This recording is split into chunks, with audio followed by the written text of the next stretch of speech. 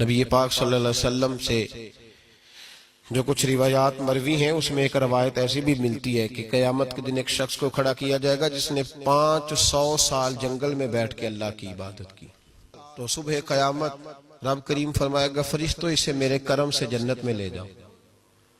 تو بندہ عرض کرے گا مولا میں نے عبادت ہی بڑی کی ہے, 500 سال تو میں لگا رہا ہوں, ابھی بھی کرم ہے.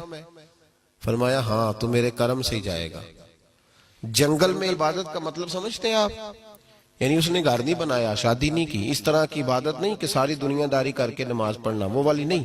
یعنی 500 سال عبادت کی جنگل میں, دنیا سے کٹ کے کی, لوگوں سے علیحدہ ہو کے کی. اس نے گھر نہیں بنایا, بچے نہیں پیدا کیے, اس نے دنیا داری نہیں کی, کچھ نہیں کمایا, صرف عبادت میں رہا 500 سال.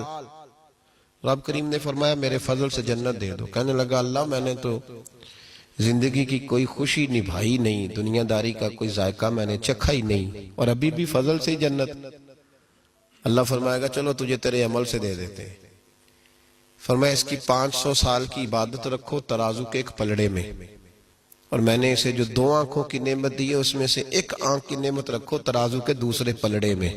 اب تولو کہ میری 1 نعمت کا بھی شکر ادا کیا کہ نہیں کیا. اب جب وہ 2 نعمتیں تلنے لگیں تو 500 سال کی عبادت ایک طرف رہ گئی.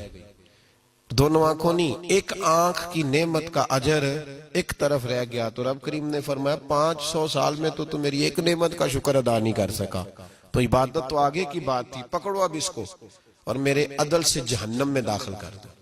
اٹھاؤ تو رو پڑا, کہنے لگا خدایا معاف کر دے, تو مجھے اپنے فضل سے جنت عطا فرما. اسی لیے تو میاں صاحب نے کہا تھا عدل کریں تے تھر تھر کمبن, معمولی والا راشا نہیں, تھر تھر کمبن اٹھیاں شانہ.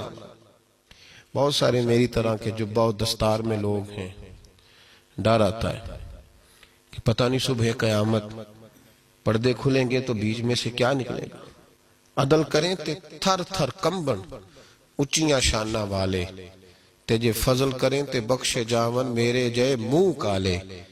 نبی پاک سید عالم صلی اللہ تعالی علیہ وسلم کے غلاموں میں سے ایک درویش بزرگ گزرے ہیں, تو وہ فرمایا کرتے تھے میں کبھی نبی پاک کی عطائیں ایک طرف رکھوں نا, عطائیں, تو میرا دل کرتا ہے میں ساری عمر بھی درود و سلام پڑھوں تو مصطفیٰ کی ایک عطا کا بدلہ نہیں ہو سکتا. ایک بچہ ایک دفعہ مجھے کہنے لگا مذاق میں, جب بچے مدارس میں پڑھتے ہیں تو پھر وہ شغل بھی کرتے ہیں نا, تو ایک طالب علم مجھ سے کہنے لگے, ہم اس وقت پڑھا کرتے تھے, تو بچے تھے مدرسے کے, کہنے لگے میں اپنے گھر والوں سے کہتا ہوں میری کر لو عزت, میں نے 10 بندے جنت میں لے کے جانے.